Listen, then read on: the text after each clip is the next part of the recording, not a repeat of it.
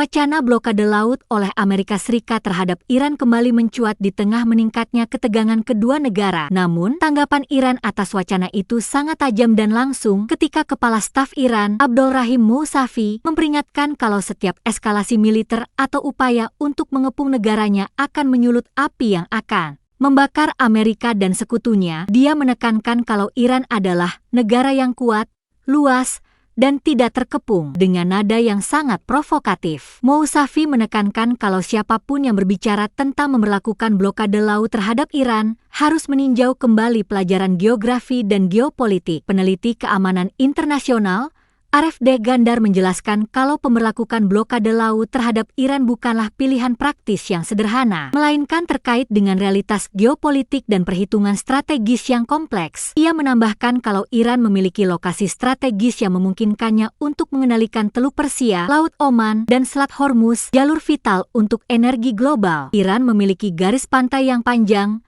banyak pelabuhan, pulau-pulau strategis, dan kedalaman operasional yang signifikan di laut. Artinya, satu dunia bisa gonjang-ganjing, tidak stabil, dan kisruh karena blokade laut ke Iran ini akan memengaruhi pasokan logistik global secara berantai. Deh Gandar menjelaskan, Iran selalu menekankan kalau mereka tidak berupaya meningkatkan ketegangan di perairan selatannya dan bahwa pilihan yang lebih disukai Teheran adalah solusi diplomatik.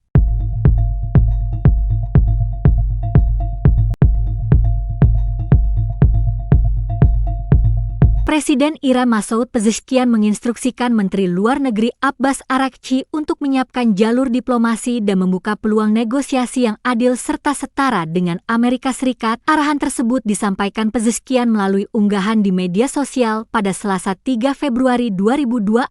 Dalam pernyataannya, ia menegaskan bahwa diplomasi Iran harus berlandaskan prinsip martabat nasional, kehati-hatian, dan kelayakan politik tanpa mengorbankan kepentingan strategis negara. Hal itu diungkap setelah meningkatnya ketegangan antara AS dan Iran akibat pengerahan armada militer Amerika ke Timur Tengah. Namun usai beberapa negara sahabat di kawasan Timur Tengah meminta Iran merespons proposal Presiden Donald Trump untuk membuka kembali pembicaraan dengan Washington. Meski membuka pintu dialog, Pezeshkian menegaskan bahwa negosiasi hanya dapat berlangsung dalam lingkungan yang kondusif karena Iran menilai pembicaraan yang disertai tekanan militer, ancaman politik, atau tuntutan sepihak justru berpotensi menjadi alat pemaksaan, bukan solusi diplomatik. Dalam pandangan Teheran, dialog yang sehat harus dibangun di atas kesetaraan posisi, bukan relasi antara pihak yang menekan dan yang ditekan. Meski Iran telah memenuhi sejumlah kewajiban teknis, Amerika tetap menjatuhkan kembali sanksi ekonomi berat dan meningkatkan tekanan militer di kawasan.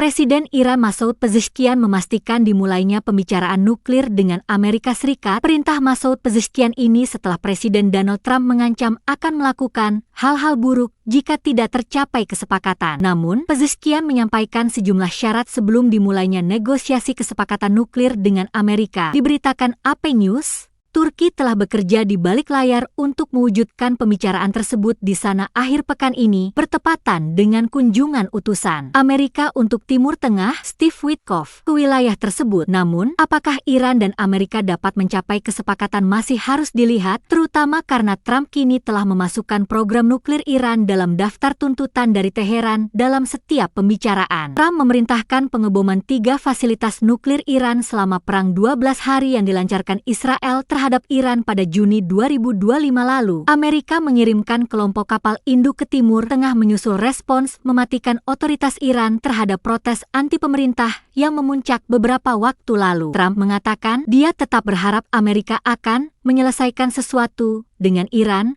tetapi memperingatkan pada Senin 2 Februari 2026 bahwa hal-hal buruk akan terjadi jika tidak ada kesepakatan yang tercapai. Iran berulang kali menekankan bahwa pembicaraan harus tetap fokus hanya pada masalah nuklir, menolak negosiasi tentang program rudal atau kemampuan pertahanan mereka.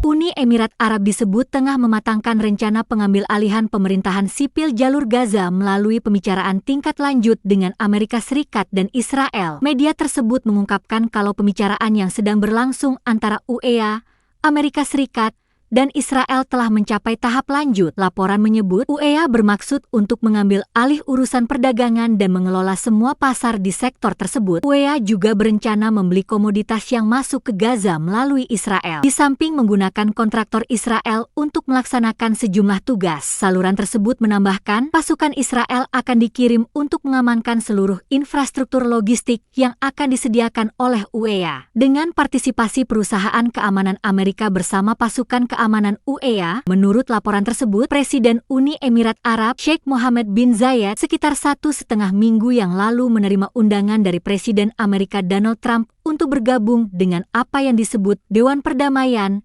yang akan mengawasi administrasi jalur Gaza. Artinya, Gaza hanya proyek awal dari lembaga bentukan Trump tersebut. Donald Trump menasbihkan dirinya untuk memimpin dewan tersebut.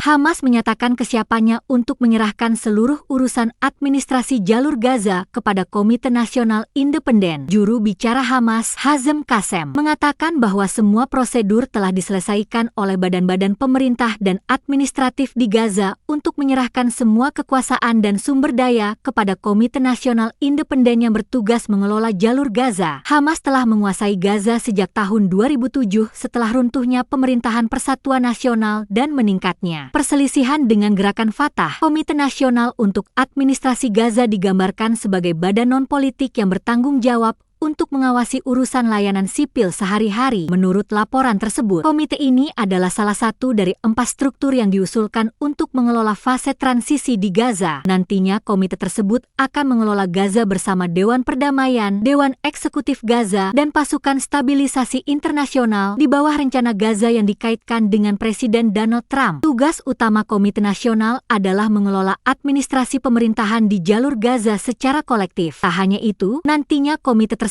juga akan mengawasi penyaluran bantuan serta menyiapkan landasan bagi pemilihan umum nasional. Di sisi lain, Presiden Otoritas Palestina Mahmud Abbas secara resmi mengumumkan rencana penyelenggaraan pemilihan umum langsung untuk Dewan Nasional Palestina. Pengumuman ini disampaikan Abbas dalam pidato televisinya dari markas kepresidenan di Ramallah pada hari Sabtu 31 Januari 2026.